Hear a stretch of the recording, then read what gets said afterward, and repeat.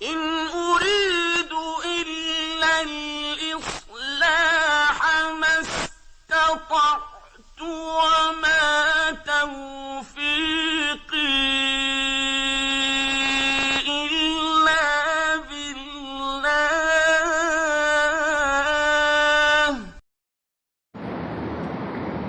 السلام علیکم ورحمۃ اللہ وبرکاتہ.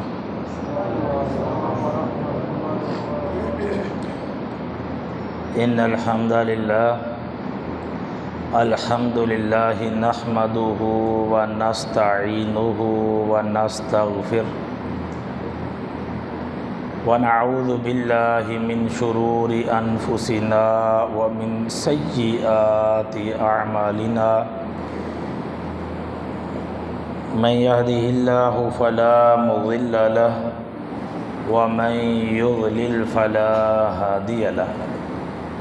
أشهد أن لا إله إلا الله وحده لا شريك له وأشهد أن محمدا عبده ورسوله. اللهم صل على محمد وعلى آل محمد كما صليت على إبراهيم وعلى آل إبراهيم إنك حميد مجيد. اللهم بارك على محمد وعلى آل محمد كما باركت على إبراهيم وعلى آل إبراهيم إنك حميد مجيد. رب اشرح لي صدري ويسر لي أمري واحلل عقدة من لساني يفقهوا قولي واجعل لي وزيرا من أهلي. سبحانك لا علم لنا إلا ما علمتنا إنك أنت العزيز الحكيم. أما بعد فأعوذ بالله السميع العليم من الشيطان الرجيم من همزه ونفخه ونفاثه. رضي الله عنهم ورضوا عنه ذلك لمن خشي ربه. وقال النبي صلى الله عليه وسلم عثمان في الجنة او كما قال عليه الصلاة والسلام.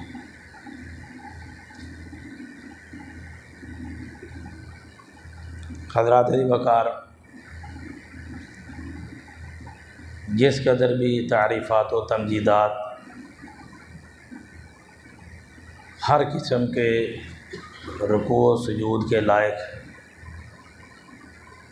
ہر حاجت ہر ضرورت کو پورا کرنے والے جمیع تعریفات اس اکیلے اللہ کے لیے جو ساری کائنات کا خالق اور مالک ہے. بے حد و حساب درود و سلام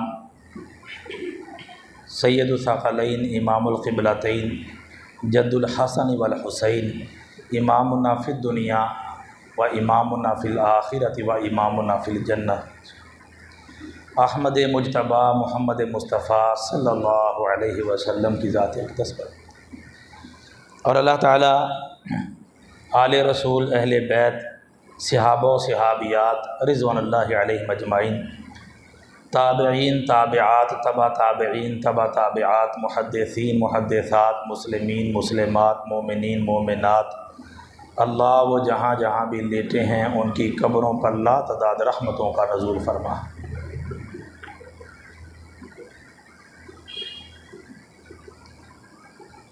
سامعین محترم،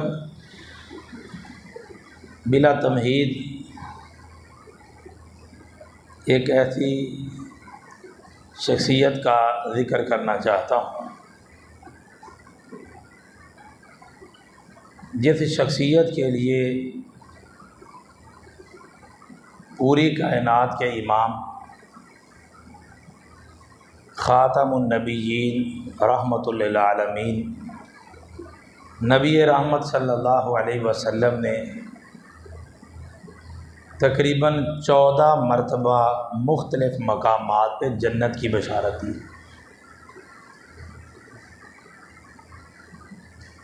اس ہستی کا ذکر، ان کی شہادت آپ یقیناً سن چکے ہوں گے.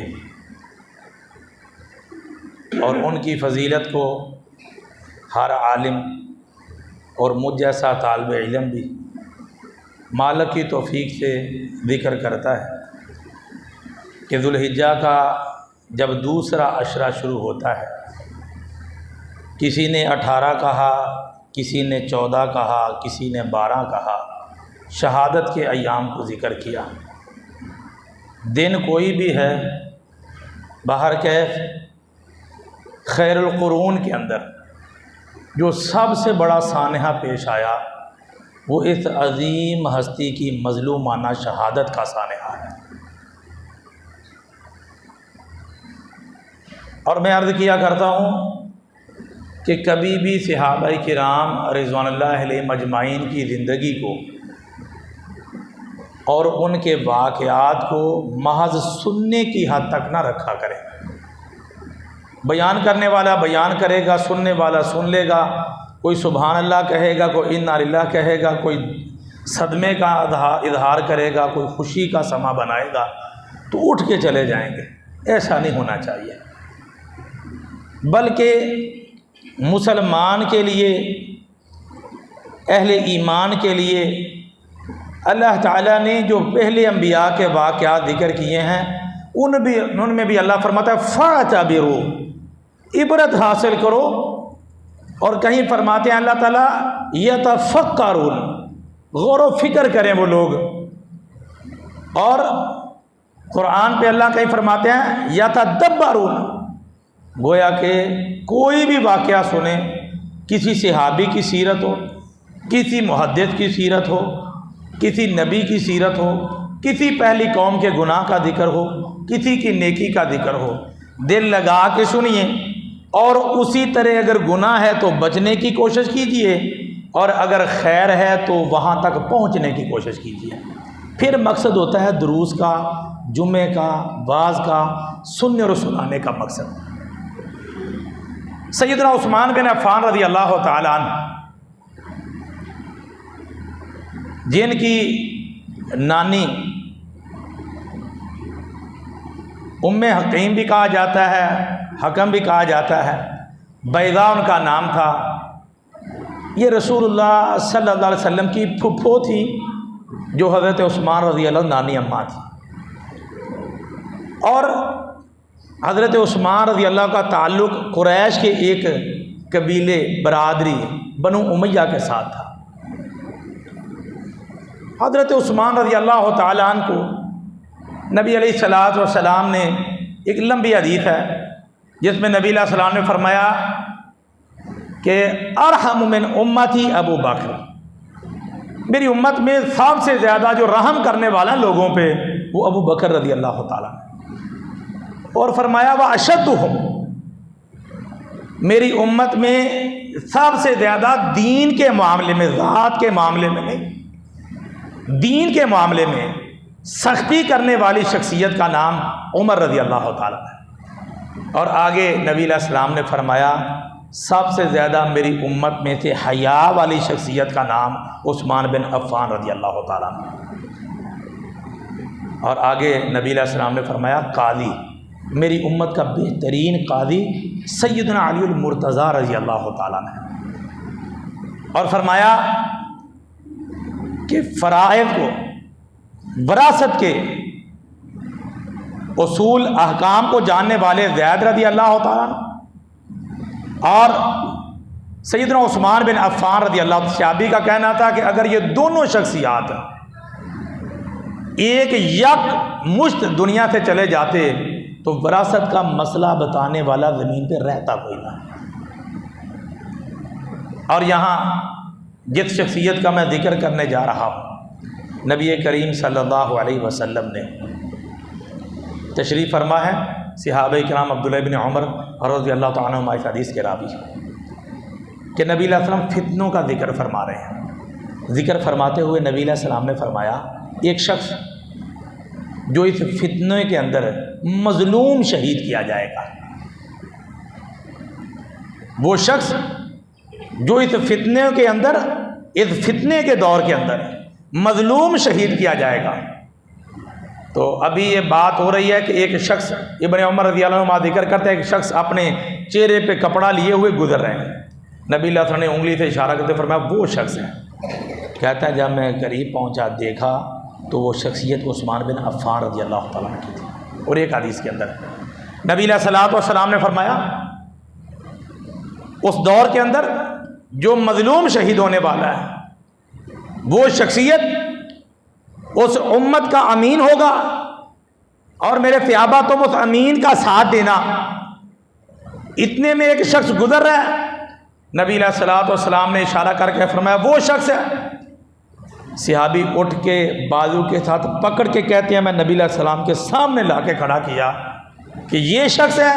کہا جی یہ ہے وہ شخص عثمان بن عفان رضی اللہ تعالیٰ عنہ۔ اب سوال پیدا ہوتا ہے کہ عثمان رضی اللہ تعالیٰ کی شہادت کا ذکر نبی علیہ الصلوۃ والسلام نے اتنا اپنی زندگی کے اندر بیان کیا، مظلومانہ شہادت۔ اب یہاں بعض لوگوں کا اعتراض کرنا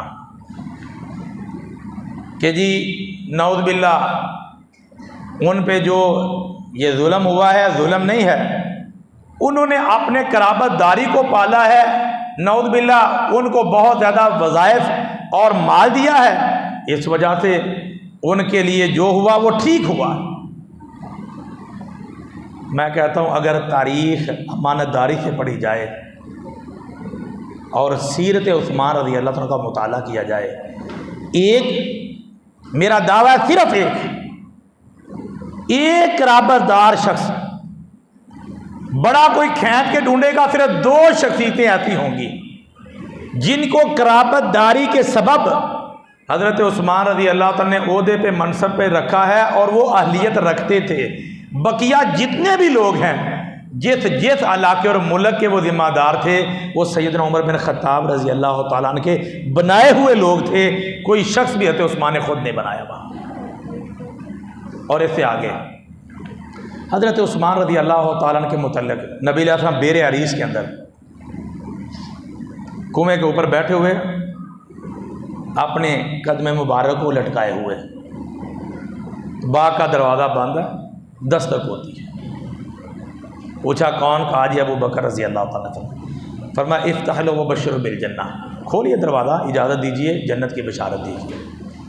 پھر دروازہ کھٹکا، پوچھا کون؟ کہا عمر آئے، کہا دروازہ کھولو، جنت کی بشارت دیجئے۔ پھر تیسری مرتبہ دروازہ کھٹکایا گیا تو روایت کے الفاظ ہے، ایک حدیث کے الفاظ ہے کہ نبی علیہ السلام نے اپنے کپڑے کو اپنے اس لٹکائے ہوئے نبی علیہ السلام نے قدموں کو جہاں کپڑا اوپر تھا اس کو نیچے کر کے کہا اب اس کو بلائیے، اپنی مبارک ٹانگوں کو مزید چھپا کے کہا اب بلائیے، جنت کی بشارت دیجیے، الا بلوا تصیبہ، تکلیف آئے گی زندگی کے اندر، مظلومانہ شہادت ملے گی، پھر جنت کی بشارت دیجیے۔ تو ایک روایت میں ہے کہ صحابی نے کہا اللہ کے رسول صلی اللہ علیہ وسلم پہلے تو آپ نے یوں اپنے جسم پہ کپڑے کو نہیں لیا، تو عثمان کے آنے سے تو فرمانے لگے کہ عثمان ایسا حیا والا ہے کہ اگر میں ایسے رہتا تو عثمان بات کیے بغیر واپس پلٹ جاتا۔ اور حیا کا عالم کیا ہے؟ سیرت نگار لکھتا ہے کہ حضرت عثمان بن عفان رضی اللہ عنہ نے پوری زندگی جو عافیت والی تھی، صحت والی تھی، کوئی دن بھی غسل کے بغیر نہیں گزارا تھا، کوئی دن بھی۔ اور جس غسل خانے کے اندر غسل کرتے تھے وہ ہماری طرح یعنی دیوار بنایا گیا پورا پردے میں تھا، لیکن حیا کا عالم یہ ہے کہ سیدنا عثمان رضی اللہ عنہ نے پوری زندگی اپنے مکمل لباس کو اتار کے غسل خانے میں غسل بھی نہیں کیا۔ ماں جی عائشہ صدیقہ طیبہ طاہرہ مومنوں کی ماں رضی اللہ تعالیٰ عنہ فرماتی ہیں میرے گھر میں نبی علیہ الصلوۃ والسلام لیٹے ہوئے اور پنڈلیوں کا کپڑا رانوں تلک اٹھایا ہوا، دروازے پہ دستک ہوتی ہے، ابو بکر رضی اللہ تعالیٰ آتے ہیں، نبی اجازت دی گفتگو کی واپس چلے گئے، عمر رضی اللہ تعالیٰ آئے گفتگو کی واپس چلے گئے۔ تو جب تیسری مرتبہ دروازہ کھٹکایا گیا، پوچھا کون؟ کہا عثمان آئے، کہا ٹھہر جاؤ ابھی۔ اٹھے نبی علیہ السلام، سیدھے ہوئے، کپڑے کو نیچے کیا، کہا بلائیے، بلائے، گفتگو ہوئی، واپس چلے گئے۔ تو اماں جی عائشہ صدیقہ رضی اللہ تعالیٰ عنہ پوچھتی ہیں اللہ کے رسول میرے بابا آئے، آپ ویسے کہ ویسے لیٹے رہے، گفتگو ہوئی چلے گئے، حفصہ کا بابا آیا عمر بن خطاب رضی اللہ تعالیٰ آئے، گفتگو کی، واپس چلے گئے، آپ کے انداز میں تبدیلی نہیں آئی، لیکن عثمان بن عفان رضی اللہ تعالیٰ عنہ کے آنے تھے یہ انداز۔ فرمایا عائشہ اگر میں اسی طرح رہتا تو یہ اس قدر شرمیلا شخص ہے کہ اس نے کوئی بات کیے بغیر مجھ سے یہاں سے واپس چلے جانا تھا، تو الا استحی، میں اس سے کہتے نہ شرم کروں، جس سے کما تستحی من الملائکہ، جس سے آسمان کے فرشتے حیا کریں، میں محمد ان سے حیا کیوں نہ کروں۔ اور عثمان بن عفان رضی اللہ تعالی عنہ کا جو اپنا انداز تھا، تابعی ذکر کرتے ہیں ابو القاسم رحمہ اللہ کہ ان کا ایک انداز ہوتا تھا، وہ قرآن مجید سے اس قدر محبت کرنے کا انداز، یہ جو بڑی مشہور حدیث سکولوں پہ بھی لکھی ہوتی ہے، دیواروں پہ اور مساجد کے اندر بھی، خیرکم من تعلم القرآن وعلمہ، تم میں سے بہترین وہ ہے جو قرآن سیکھتا اور قرآن سکھلاتا ہے۔ تو پوچھئے اس حدیث کا راوی کون ہے؟ یہ حدیث کا راوی عثمان بن عفان رضی اللہ تعالیٰ عنہ، اور قرآن سے شغف کیسا ہے۔ تابعی ذکر کرتے ہیں کہ عثمان بن عفان رضی اللہ تعالیٰ جمعہ کی رات کو قرآن کی تلاوت کو شروع کرتے، اور جمعہ رات کی رات تک، لمبی حدیث ہے، ایک ایک ٹکڑے کو تابعی ذکر کرتے ہیں، جمعہ کی رات تک عثمان رضی اللہ تعالیٰ قرآن ختم کر کے پھر نئے طرح سے قرآن کی قرات کو شروع فرماتے ہیں۔ اور ایک جگہ پہ حضرت عثمان بن عفان رضی اللہ تعالیٰ فرماتے ہیں کہ اگر تمہارے دل پکیزہ ہو، دل پاک صاف ہو، تو کبھی بھی قرآن سے تمہارے دل اکتائیں گے نہیں، کبھی قرآن سے تمہارے دل بھریں گے نہیں۔ قرآن جس قدر پڑھتے رہو گے تمہارا دل اور چاہے گا کہ قرآن کو اور پڑھوں۔ جب تمہارے دلوں کو قرآن مجید میں صاف ستھرے دل ہوں گے تو قرآن کی ساتھ شغف تمہارا اور بڑھ جائے گا۔ حضرت عثمان رضی اللہ عنہ وہ شخصیت ہے، یہ میں آسانی سے اس لیے ذکر مختصر کر رہا ہوں کہ آپ سن چکے ہوں گے۔ جیش عسرہ، جنگ تبوک جس کو کہا جاتا ہے، سارا کچھ دیا، 940 اونٹ ہے، 60 گھوڑے، ایک روایت میں 1000 دینار، ایک روایت میں 10,000 دینار جھولی کے اندر ڈالے، نبی علیہ الصلوۃ والسلام اٹھاتے ہوئے، جسے کہتے ہیں کہ بندہ اپنی جھولی کے اندر لیے کھٹکھٹاتا ہے، اٹھاتا ہے، اور نبی علیہ السلام نے فرمایا مادر عثمان ما عمل بعد اليوم۔ اللہ کی قسم اس روایت کو بیان کرنا آسان ہے، واہ ان کی عظمت کو سلام ہے کہ نبی علیہ السلام کی حدیث کا معنی کیا ہے کہ عثمان اس کے بعد جو بھی گناہ کرے، کوئی گناہ عثمان کو جہنم میں نہیں لے جا سکتا، جو مرضی عمل کرے۔ اور عثمان بن عفان رضی اللہ تعالیٰ وہ شخصیت ہے، لقد رضی اللہ عن المؤمنین اذ یبایعونک تحت الشجرہ فعلم ما فی قلوبہم۔ یہ آیہ مبارکہ کو پڑھے نا، جسے بیعت رضوان بھی کہا جاتا ہے، تو لوگوں نے اعتراض کیا ابن عمر رضی اللہ عنہ کے سامنے کہ عثمان رضی اللہ تعالیٰ کی تعریف کرتے، وہ تو بیعت رضوان میں نہیں تھے، وہ تو بدر میں بھی نہیں تھے، وہ تو جنگ احد میں بھی پیچھے ہٹ گئے تھے۔ تو اس میں جواب جو دیا نا ابن عمر رضی اللہ عنہ نے، فرمایا وَلَقَدْ عَفَا اللَّهُ، قرآن پڑھو، احد والوں کو رب نے معاف کر دیا۔ اور بدر کے لیے نبی علیہ السلام کی بیٹی رقیہ بیمار تھیں، فرمایا تو میری بیٹی کا خیال کر، تو عثمان کو برابر بدر والوں کے برابر حصہ بھی ملا، ثواب بھی ملا۔ اور فرمایا تو بیعت رضوان کی بات کرتا ہے، تو سن، بیعت رضوان میں نبی علیہ السلام کا بایاں ہاتھ نیچے ہے، 1400 صحابہ کی تعداد ہے، ہاتھ ایک کے اوپر رکھا جا رہا ہے، اور دیکھا کہ وہاں عثمان رضی اللہ تعالیٰ نہیں ہے، مکے میں بھیجا ہے۔ اب نبی علیہ السلام اپنے ہاتھ کو اوپر اٹھاتے ہیں، فرمایا ہاتھ ہی ید عثمان، اور لوگوں یہ محمد صلی اللہ علیہ وسلم کا جو تمہیں ہاتھ نظر آ رہا ہے نا، یہ عثمان کا ہاتھ ہے، اور اس ہاتھ کو اوپر رکھ کے کہا۔ تو اللہ آغاز کہاں سے فرماتے ہیں؟ لقد رضی اللہ عن المؤمنین، اللہ مومنوں سے راضی ہو گئے۔ اور رضا مندگی ہے، پتہ کتنا بڑا انعام ہے رضا مندگی انعام، انشاءاللہ میں آخر پہ ذکر کروں گا کہ صحابہ کرام کے لیے یہی انعام کافی ہے۔ نبی علیہ الصلوۃ والسلام نے بیت رضوان میں ہاتھ رکھا، یہ عثمان کا ہاتھ ہے۔ اور میں عرض کرتا ہوں اس بیت رضوان کو یوں بھی کہہ لیجئے کہ عثمان رضی اللہ تعالیٰ کے قتل کے بدلے کے لیے جس نے بیعت کی تھی، بیت رضوان والے بھی رب کو پسند ہیں اور عثمان کے خون کا بدلہ لینے والے بھی رب کو پسند ہیں۔ اور عثمان رضی اللہ تعالیٰ صحیح الاسناد روایت ہے، صحابی ذکر کرتے ہیں شخص نے مدینے کے اندر حضرت عثمان رضی اللہ تعالیٰ کو گالیاں دی، روکا اس کو، بات نہیں آیا۔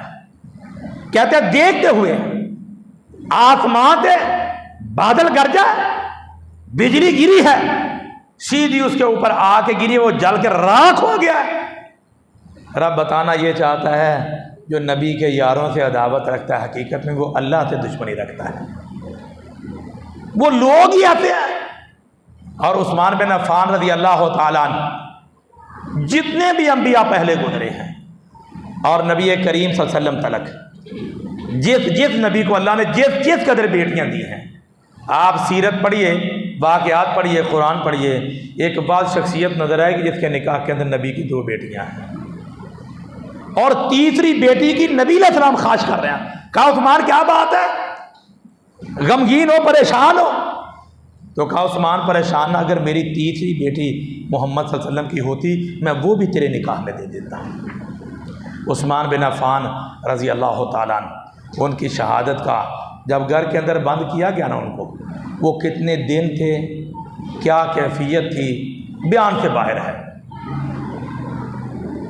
ظلم کی انتہا یہ ہے کہ جس شخص نے نبی علیہ السلام نے فرمایا جو بیر روما کو خریدے گا اس کے لیے مغفرت ہے، مسجد نبوی کو جگہ لے کے دے گا اس کے لیے جنت ہے۔ وہی بیر روما پینے کے لیے پانی نہیں، مسجد نبوی جو وسیع کی ہے پڑھنے کے لیے نماز کی اجازت نہیں۔ اور صحابی عرض کرتے ہیں کہ نبی علیہ الصلوۃ والسلام نا مرض الموت آخری ایام گزار رہے ہیں، نبی علیہ السلام نے نا کسی صحابی کو بلانا چاہا، کہتے ہیں ہم نے کہا کہ ابو بکر رضی اللہ تعالیٰ کو بلائیں، نبی علیہ السلام خاموش رہے۔ حدیث کے الفاظ سے یہ اسناد روایت ہے، فرمایا عمر کو بلائیں، نبی علیہ الصلوۃ والسلام نے کوئی جواب نہیں دیا۔ عرض کیا گیا اللہ کے رسول عثمان بن عفان رضی اللہ تعالیٰ کو بلائیں، تو نبی فرمایا بلا دو۔ جب بلایا نا تو صحابی ذکر کرتے ہیں ایک طرف ہو کے نا نبی علیہ السلام گفتگو کر رہے ہیں، اور صحابی کہتے ہیں میں دیکھ رہا ہوں کہ حضرت عثمان رضی اللہ تعالیٰ کا چہرے کا رنگ بدل گیا، اور جو غلام تھے عثمان بن عفان رضی اللہ تعالیٰ کے وہ بتلاتے ہیں کہ میں نے پوچھا کہ آج یہ گھر کے اندر معصور، اور اعلان کیا کیا کہ کوئی شخص جو مجھ سے محبت کرتا ہے اور میری اطاعت کو واجب جانتا ہے نہ ہاتھ اٹھائے گا نہ ہتھیار اٹھائے گا، کچھ نہیں کرے گا۔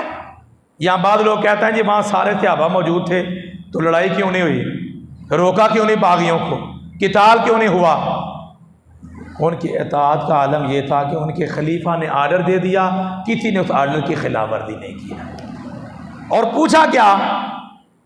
غلام کہتا ہے کہ میں نے پوچھا کہ آپ آرڈر دیجئے، صحابہ لڑنے کے لیے تیار ہیں، ہتھیار موجود ہیں، آپ آرڈر کیجئے۔ تو حضرت عثمان رضی اللہ تعالیٰ فرمانے لگے مجھے میرے نبی نے جو وصیت کی ہے عثمان اس وصیت کو نبھا رہا ہے، اس وصیت کا معنی صبر تھا، عثمان صبر کرے گا۔ اور یہ شہادت کے واقعے میں تھے میرے لیے اور آپ کے لیے جو اسباق ہیں، سب سے بڑا سبق۔ حضرت عثمان یہ باغی جب اوپر چڑھا نا تو حضرت عثمان رضی اللہ تعالیٰ فرماتے ہیں بینی و بینہ کا کتاب اللہ، تیرے درمیان میرے درمیان اللہ کی کتاب فیصلہ کرے گی، مجھے قتل کیوں کیا جا رہا ہے؟ خیر اس نے ہاتھ وار کیا، دایاں ہاتھ کٹ کے نیچے گرا، خون کا چھینٹا قرآن پہ پڑا ہے، قرآن کھلا ہوا ہے، تلاوت ہو رہی ہے، فَسَيَكْفِيكَهُمُ اللَّهُ وَهُوَ السَّمِيعُ الْعَلِيمُ۔ گویا کہ عثمان رضی اللہ تعالیٰ کو کتنے دن گھر کے اندر معصور رکھا ہے، بند، بھوک پیاس، لیکن قرآن کا شغف عثمان سے نہیں گیا ہے۔ آج تیرے اور میرے گھر میں معمولی سی تکلیف آ جائے دین چھوڑ دیا جاتا ہے، قرآن بھول جاتا ہے، نماز بھی چھوڑ دیتے ہیں، جی بیمار ہے، غربت آ گئی ہے، کمائیں گے نہیں تو کھائیں گے کہاں سے؟ یہ شاعت عثمان سبق دیتی ہے، تیرے پلے میں کچھ نہ رہے دین کو نہ چھوڑنا۔ قرآن پڑھا، چھینٹے پڑے، نبی علیہ السلام کے فرمان کے مطابق جیسے بندہ دنیا سے جائے گا نا، وہ جگہ، وہ زمین، وہ چیز اس کے حق میں گواہی دے گی۔ تو اللہ کی قسم قیامت والے سارے لوگوں کے حق میں جو جو قرآن گواہی دے گا، شفاعت قرآن کرے گا، قرآن روضہ سفارشی بنے گا، لیکن جب گواہوں کے لیے کھڑا کیا جائے گا تو قرآن جس کے حق میں گواہی دے گا اس کا نام عثمان بن عفان رضی اللہ تعالیٰ عنہ۔ اور حضرت عثمان رضی اللہ تعالیٰ عنہ کی جب وہ ہاتھ کاٹ کے نیچے گرا نا، تو حضرت عثمان رضی اللہ عنہ فرمایا کہ جس ہاتھ کو تو نے آج کاٹا ہے نا، عثمان نے ان ہاتھوں کے ساتھ مفصلات سورۃ الحجرات سے لے کے نا والناس کی سین تک جو نبی علیہ الصلوۃ والسلام پہ قرآن نازل ہوا تھا، عثمان نے اس ہاتھ سے اس قرآن کو لکھا ہے جس کو آج تو نے کاٹ کے زمین پہ پھینک دیا۔ اور عثمان بن عفان رضی اللہ تعالیٰ عنہ وہ شخصیت ہیں کہ نبی علیہ الصلوۃ والسلام اپنے ساتھیوں کو بتایا کہ مجھے خواب آیا، خواب میں رسول اللہ صلی اللہ علیہ وسلم سے ملاقات ہوئی، تو نبی علیہ السلام نے فرمایا عثمان آج تیری افطاری میرے ساتھ ہوگی، روزہ رکھے اور افطاری نبی علیہ السلام نے فرمایا میرے ساتھ ہوگی۔ اور شہادت کے عالم میں جو مجھے اور آپ کو سبق دیا وہ صبر کا، جیسی مادی تکلیف آ جائے رب پہ گلہ نہ کیجیے، نماز نہ چھوڑیے، قرآن نہ چھوڑیے، دین نہ چھوڑیے۔ اور حضرت عثمان بن عفان رضی اللہ تعالی عنہما نبی علیہ الصلوۃ والسلام احد پہاڑ پہ کھڑے تھے نا، مشہور حدیث ہے، احد پہاڑ حرکت میں آیا نا تو نبی پاؤں مبارک مار کے احد سے پیار کرتے تھے نبی علیہ السلام، فرمایا احد ہم سے پیار کرتا ہے، ہم احد سے پیار کرتے ہیں۔ تو اس احد نے نہ ہلنا شروع کیا نا تو نبی نے اپنا پاؤں مبارک مار کے کہا تھا اثبت احد، اس کو نوڑ دو، فما علیک الا نبی و صدیق و شہیدان، تجھ پہ نبی کھڑا ہے، ایک صدیق کھڑا ہے، دو شہید کھڑے ہیں۔ وہ دو شہید کون تھے؟ عثمان بن عفان رضی اللہ تعالیٰ عنہ، عمر بن خطاب رضی اللہ تعالیٰ عنہ۔ تو بہر کیف بات میں اختتام کی طرف لیتا جاؤں تو عزیز بھائیو، دوستوں، بزرگوں، میں اور آپ یہ عشرہ ذوالحجہ اپنے اختتام کی طرف جا رہے ہیں، تو حضرت عثمان رضی اللہ تعالیٰ اور سارے صحابہ، ان سے محبت کے لیے اتنا ہی جملہ کافی ہے جو میں نے کہا میں آخر پہ عرض کروں گا کہ رضی اللہ عنہم فرضوان۔ لوگ بیان کرتے ہیں کہ صحابہ سے غلطی ہوئی، صحابہ سے فلاں گناہ ہوا، صحابہ نے فلاں گناہ کیا۔ میں کہتا ہوں سارے ہی گناہ جمع کر لو، صحابہ کرام رضوان اللہ علیہم اجمعین سارے گناہ جمع کر لو، سارے گناہوں کو ایک پلڑے میں رکھ دو اور قرآن کی ایک آیت کو ایک پلڑے میں رکھو۔ آیت کیا ہے؟ اللہ فرماتے ہیں ان اللہ لا یغفر ان یشرک بہ ویغفر ما دون ذلک لمن یشاء۔ اے پیغمبر صلی اللہ علیہ وسلم، آپ اپنی امت کو پیغام دیجئے، تم میں سے جو شخص شرک نہیں کرے گا، اس کے علاوہ جو بھی گناہ کرے، میں رب چاہوں گا تو قیامت کو معاف کروں گا، نہ چاہوں تو نہ معاف کروں۔ اور صحابہ کرام کے بارے میں صحیح البخاری کے الفاظ ہیں، نبی علیہ السلام نے فرمایا میرے صحابہ، مجھے تم سے ہر گناہ کا ڈر ہے لیکن شرک کا ڈر نہیں، میرا صحابی کوئی مشرک نہیں ہو سکتا۔ اور پھر میں کہتا ہوں صحابہ کرام کے سارے گناہ جمع کرو، جنتی جنت میں چلے جائیں گے، جہنمی جہنم میں چلے جائیں گے۔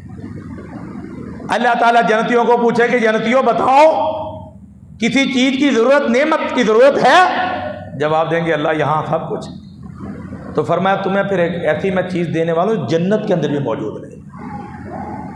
روایت پہ غور کیجیے، حدیث پہ غور کیجیے۔ نبی علیہ الصلوۃ والسلام فرماتے ہیں کہ اللہ تعالیٰ فرمائیں کہ جنتیوں میں تمہیں ایک ایسی نعمت دینے والا ہوں جو جنت کے اندر بھی نہیں، سب سے بڑی نعمت۔ اور قرآن اس کو کن الفاظ میں ذکر کرتا ہے وَرِضْوَانٌ مِّنَ اللَّهِ اکبر۔ اللہ فرمائیں گے جنتیوں میں تم پہ راضی ہو گیا، آج کے بعد کبھی بھی تم پہ ناراض نہیں ہوں گا۔ یارو ساری زندگی گزار کے جنتی جنت میں جائیں گے، اللہ آخر پہ کہے گا واہ صحابہ آپ کی عظمت کو سلام ہے، آپ کا جنت میں مقام بنانے کے لیے اللہ نے ابتدا ہی رضی اللہ عنہ ورضوان سے کی، ان کا آغاز یہاں سے کیا ہے۔ جنتیوں کو جنت میں جا کے اللہ کہے گا میں تم پہ راضی۔ صحابہ کی باری آئی تو قرآن کہتا ہے رضی اللہ عنہم ورضوا عنہ، رب ان سے راضی، وہ رب سے راضی، اور جو رب سے راضی ہو جو اس سے ناراض ہوگا اللہ کی قسم رب اس کو کبھی جنت میں داخل نہیں کرے گا۔ جس سے محبت ہے اسی کے ساتھ جنت میں داخل کرے گا۔ نبی علیہ السلام نے فرمایا المرء مع من احب، جس سے محبت ہے اسی کے ساتھ جنت میں جائے گا۔ اگر اہل جہنم سے محبت ہے جہنم میں جائے گا، کافر سے محبت ہے تو کافر کے ساتھ جائے گا، مسلم سے محبت ہے تو مسلم کے ساتھ جائے گا، نبی علیہ السلام سے محبت ہے تو نبی علیہ السلام کے ساتھ جائے گا، صحابہ سے محبت ہے تو صحابہ کے ساتھ جنت میں جائے گا۔ اور صحابہ کرام رضوان اللہ علیہم اجمعین کے متعلق محبت کیجئے۔ جب صحابی کا کوئی گناہ ذکر کرتا ہے نا، بعض لوگ اعتراض کرتے ہیں یہ سارے صحابہ کے گناہوں کو ذکر کرتے ہیں، میں کہتا ہوں نیت کے اندر فرق ہے۔ کوئی اہل الحدیث اہل السنہ کوئی مسلم عالم جب کسی صحابی کے گناہ کو ذکر کرتا ہے نا تو وہ یہ بتانے کے لیے کہ رب نے ان کا گناہ تو معاف کر دیا ہے، تم وہ گناہ نہ کرنا، شاید اللہ تمہیں معاف کرے کہ نہ کرے۔ صحابہ کے جس قدر بھی گناہ ہیں رب نے ساتھ ہی معافی کا اعلان دیا ہے۔ میں کہتا ہوں پورے قرآن میں صحابہ کے گناہ جمع کرو اور مجھے وہ مقام بتاؤ جہاں ساتھ اللہ نے توبہ کی گارنٹی نہیں دی ہے، گناہ ذکر کیا توبہ ساتھ دے دی، اور رضی اللہ عنہ ورضوا عنہ کہہ کے، اور نبی علیہ السلام نے جن 10 صحابہ کو جنت کی بشارت دی تھی ان میں ایک عثمان بن عفان رضی اللہ تعالی عنہ ہیں۔ اور آپ کے لیے اور میرے لیے سبق شہادت کے اندر صحابہ کی زندگی کے اندر جو سب سے بڑا سبق ہے، حضرت علی المرتضیٰ رضی اللہ عنہ دور تھا، حضرت امیر معاویہ رضی اللہ عنہ دور تھا، باہمی اختلاف ہوا نظریاتی، آخری باتیں ہیں حضرت توجہ فرمانا جی، نظریاتی اختلاف ہوا تو کیا نتیجہ بنا؟ ایک تعداد میں مسلمان شہید ہوئے۔ ذات کا اختلاف نہیں تھا صحابہ کا، نظریے کا اختلاف تھا، تو نظریے کے اختلاف کے سبب یہ بنا۔ آج میں اور آپ ذات کا اختلاف لے کے کہیں کہ برکت آئے گی؟ ناراض نہ ہونا، مسجدیں ہوں، گھر ہوں، برادری ہو، رشتہ داری ہو، جب بھی کسی مسلمان سے اختلاف رکھو نظریے کا رکھو، ذات کا نہ رکھو۔ یہ صحابہ کی دعوت ہے۔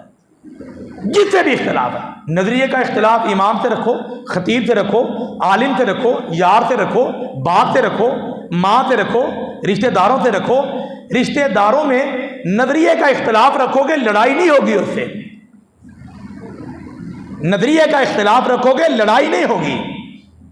وہاں صحابہ کرام میں نظریے کا اختلاف ہوا تو لڑائی کا سبب منافقین بنے تھے، یہود کی چال تھی۔ اور یہاں جب میرا اور آپ کا نظریاتی اختلاف ہوگا، مسئلہ سمجھ آتا ہے کہ نہیں آتا، کسی اور عالم کو پوچھا سمجھ آ گیا تو مجھ سے یا اپنے عالم سے لڑنے کا حق نہیں۔ وہ ادب و احترام اکرام اپنی جگہ ہے، نظریے کا اختلاف اپنی جگہ ہے۔ صف میں کھڑے ہیں، پاؤں کے ساتھ پاؤں ملایا، کندھے کے ساتھ کندھا ملایا، لیکن دلوں کے اندر اگر ہم نے بغض رکھا تو بتائیے ہماری محبت صحابہ سے کیسے ہو سکتی ہے؟ صحابہ سے محبت کی دعوت یہ ہے کہ اللہ فرماتے ہیں رحماء بینہم، وہ آپس کے اندر نرم تھے، وہ آپس کے اندر نرم تھے۔ اور جہاں کہیں ان سے غلطی ہوئی ہے، نظریے کی ہوئی ہے، تو ان کو شیطان نے بہکایا تو رب نے ان کو معاف کر دیا۔ لیکن عزیز بھائیوں مجھ سے اور آپ سے خطا ہوئی تو بتائیے پھر ہم اپنے رب کے سامنے پیش ہو کے کیا کہیں گے؟ اس سے آگے خیر کا کوئی بھی کام ہو، یہ صحابہ کی، حضرت عثمان رضی اللہ تعالیٰ کو نبی علیہ السلام نے جیش اسرا کیا، جنگ تبوک، جہاں جہاں بھی مال مانگا نا تو نبی علیہ الصلوۃ والسلام کے لیے مال کے ڈھیر لگانے والی شخصیت کا نام عثمان بن عفان رضی اللہ تعالیٰ۔ خیر پہ بلایا نا، جیسے حضرت صاحب اعلان کر رہے تھے قرآن اکیڈمی کا، تو ایک دعوت ہے یہ مسجد ہے، یہاں آپ کے ادھر جس قدر 3 مساجد ہیں آپ کی، محبت کا عالم، اتفاق کا انداز ایسا بنا دیجئے کہ کانہم بنیان مرصوص، سیسا پلائی دیوار، اس کی برکات کیا ہوں گی؟ نبی علیہ الصلوۃ والسلام بیٹھے ہیں، صحابہ کرام شکایت کی، اللہ کے رسول صلی اللہ علیہ وسلم پہلے ہم کھانا کھاتے تھے، تھوڑے کھانے تھے، سیر ہو جاتے تھے، اب مال زیادہ ہوا ہے، کھانا بہت زیادہ کھاتے ہیں، پیٹ نہیں بھرتا۔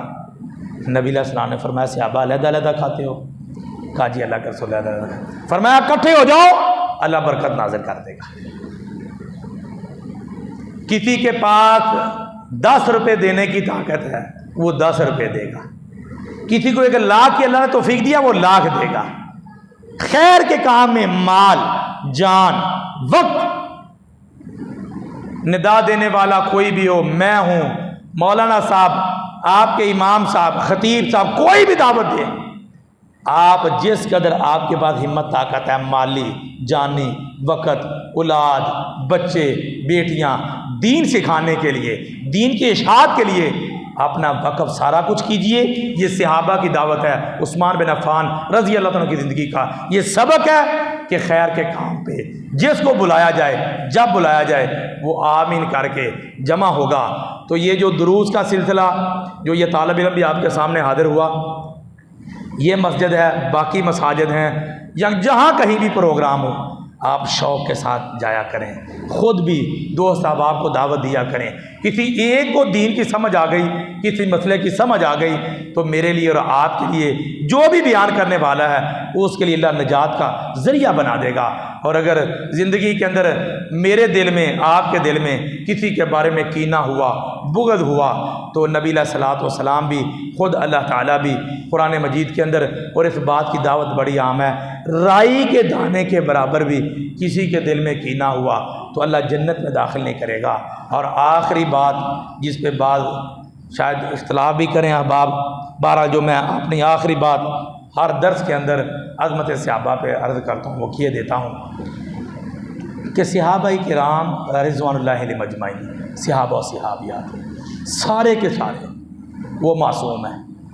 یہاں بعض لوگ اختلاف کرتے ہیں کہ یہ جملہ معصوم کا آپ کیوں استعمال کرتے ہیں؟ انبیاء معصوم ہیں، تو میں طالب علم عرض کرتا ہوں انبیاء معصوم ہیں کہ نبیوں کے گناہ کو لکھا نہیں جاتا، وگرنہ قرآن نے آدم علیہ الصلوۃ والسلام کے گناہ کو ذکر کیا، یونس علیہ الصلوۃ والسلام کے گناہ کو ذکر کیا، اور بھی خطاؤں کو ذکر کیا۔ تو اللہ تعالیٰ نے اعلان فرما دیا کہ جو بھی نبی ہے ادھر خطا ادھر معافی۔ نبی معصوم اس لیے ہیں کہ انبیاء کی زندگی میں کبھی خطا لکھی نہیں جاتی۔ اور ہمارے ہاں بچہ پیدا ہونا تو فوت ہو جائے تو کیا بولتے ہیں جملہ، جی معصوم فوت ہو گیا ہے۔ بچہ بھی معصوم ہے، پاگل دیوانہ بندہ ہے، وہ 80 سال کا بھی ہو جائے، سارے لوگ کہیں گے یہ معصوم فوت ہو گیا کیونکہ یہ دیوانہ تھا۔ ایک بندہ وہ سویا ہوا، وہ جو بھی گناہ ہو جائے سونے کے درمیان، نبی علیہ السلام اس کا گناہ نہیں لکھا جائے گا۔ بچہ پیدا ہوتا ہے، لڑک پن کی عمر کو پہنچ جاتا ہے، جب تک بالغ نہیں ہوتا اس کا گناہ نہیں لکھا جاتا۔ فرشتے معصوم ہیں، ساری دنیا بولتی ہے، اس کا مطلب معصوم کی کیٹاگریاں مختلف ہیں۔ تو صحابہ کرام کو معصوم میں کیوں عرض کرتا ہوں؟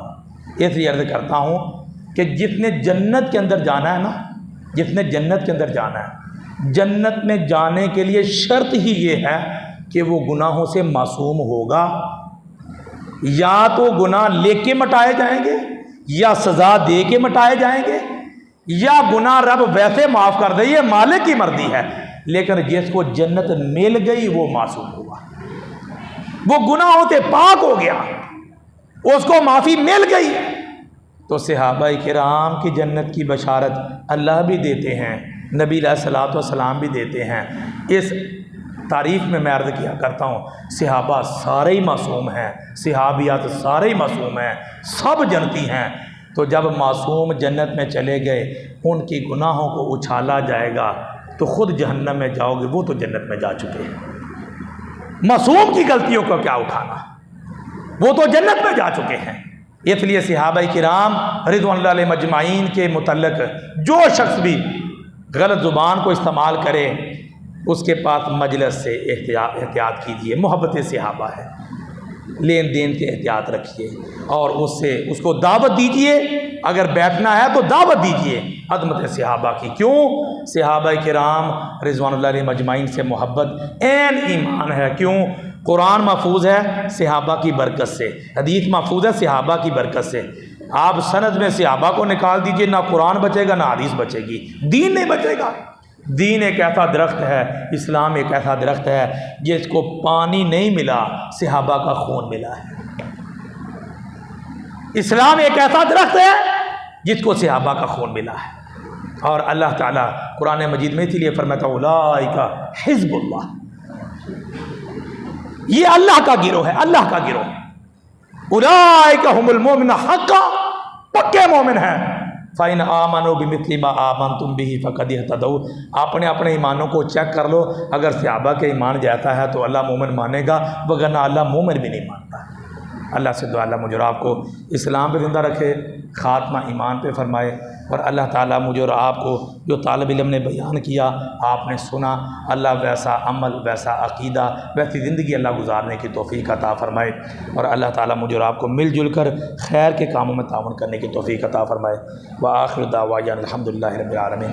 دعا فرمائیں جی بیماروں کے لیے بھی، اور بھی احباب نے دعا کے لیے کہ اللہ سب کو شفا عطا فرمائے۔ یا رب لک الحمد کما ینبغی لجلال وجہک وعظیم سلطانک، لا الہ الا اللہ وحدہ لا شریک لہ، لہ الملک ولہ الحمد وہو علی کل شیء قدیر۔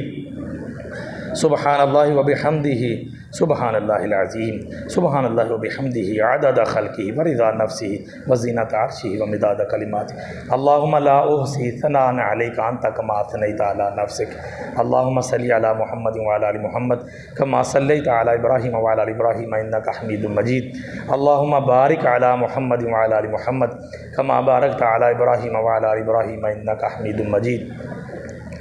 ربنا ظلمنا انفسنا وان لم تغفر لنا وترحمنا لنكونن من الخاسرین۔ ربنا لا تزغ قلوبنا بعد اذ هديتنا وهب لنا من لدنك رحمة انك انت الوهاب۔ اللہ کریم اپنی رحمت سے ہم سب کے صغیرہ کبیرہ ظاہری و باطنی علانیہ و پوشیدہ سارے گناہوں کو معاف فرما دیجیے۔ اللہ سارے گناہوں کو معاف کر کے نیکیوں میں تبدیل فرما دیجیے۔ اللہ کریم ہم سب کے سارے گناہوں کو معاف کر کے نیکیوں میں تبدیل فرما دیجیے۔ اللہ کریم ہمیں اپنے فضل سے سب کو اللہ موت دیجیے تو شہادت پہ موت عطا کیجیے، شہادت کی موت نصیب فرمائیے۔ اگر اس طبی موت آئے اللہ مرتے ہوئے کلمہ نصیب فرمائیے، اللہ کلمہ نصیب فرمائیے۔ اللہ ہمیں کل قیامت کو نبی کریم صلی اللہ علیہ وسلم اور صحابہ کرام رضوان اللہ علیہ مجمعین کے ساتھ بغیر حساب کے جنت میں داخلہ عطا فرمائیے۔ اللہ کریم جتنے لوگ بھی بیمار ہیں اللہ سب کو شفا عطا فرمائیے۔ اللہ یہاں جتنے بیٹھے ہیں میرے سمیت ہم سب کی روحانی جسمانی بیماریاں دور فرمائیے۔ اللہ جو ہسپتالوں کے اندر گھروں کے اندر بیمار پڑے ہیں اللہ ان کو شفا عطا فرمائیے۔ اللہ بالخصوص جن کے لیے کہا گیا ہے اللہ انہیں شفا عطا فرمائیے، اللہ انہیں مکمل شفا عطا فرمائیے۔ اللہ آپ کے خزانے میں کوئی کمی نہیں، اللہ ہمیں شفا والی، صحت والی، دین والی زندگی عطا فرمانا۔ اللہ ہمیں صحت و عافیت میں دین پہ عمل کرنے والا بنانا، اللہ صحت و عافیت میں دین پہ عمل کرنے والا بنانا۔ اللہ ہمیں مصائب سے تکالیف سے محفوظ فرمانا۔ اگر کبھی تکلیف مصیبت آ جائے صبر کی توفیق عطا فرمانا، صبر کی توفیق عطا فرمانا۔ اللہ کریم ہم سب کو مل جل کر نیکی کے کام ایک دوسرے سے تعاون کرنے کی توفیق عطا فرمانا۔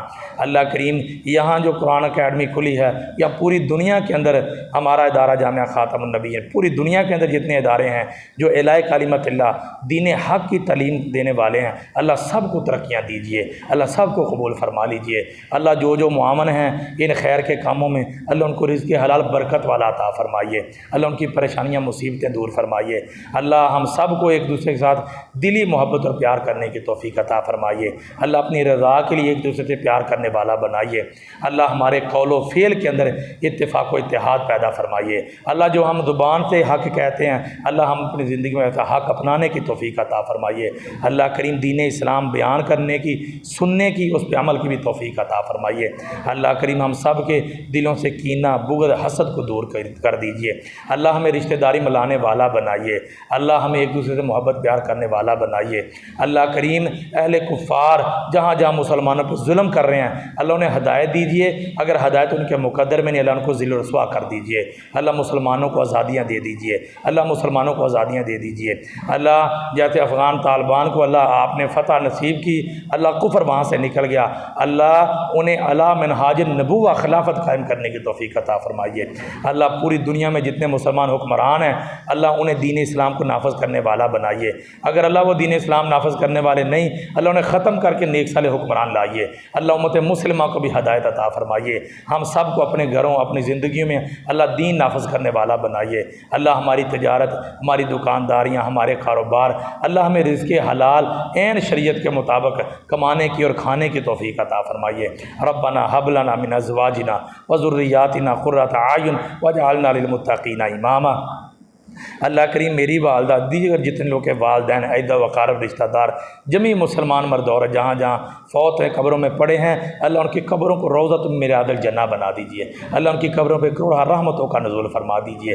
اللہ جب ہم بھی آپ کے پاس ہیں اللہ ہمیں بھی عذاب قبر سے محفوظ فرمانا، اللہ عذاب قبر سے محفوظ فرمانا، اللہ عذاب حشر سے محفوظ فرمانا، اللہ نبی علیہ السلام کی شفاعت نصیب فرمانا، حوض کوثر کا جام نصیب فرمانا، اللہ اپنے عرش کا سایہ عطا فرمانا، اللہ اپنے عرش کے دائیں طرف نور کے ممبروں پہ جو اللہ کے لیے پیار کرنے والے ہیں انہیں آپ بٹھائیں گے، اللہ ہم سب کو وہاں بٹھانا، اللہ ہم سب کو وہاں بٹھانا، اللہ ہمیں ویسی محبت کرنے کی توفیق عطا فرمانا۔ ربنا تقبل منا انک انت السمیع العلیم وتب علینا انک انت التواب الرحیم۔ صلی اللہ تعالی علی خیر خلقہ محمد صلی اللہ علیہ وسلم وآلہ واصحابہ اجمعین وبرحمتک یا ارحم الراحمین۔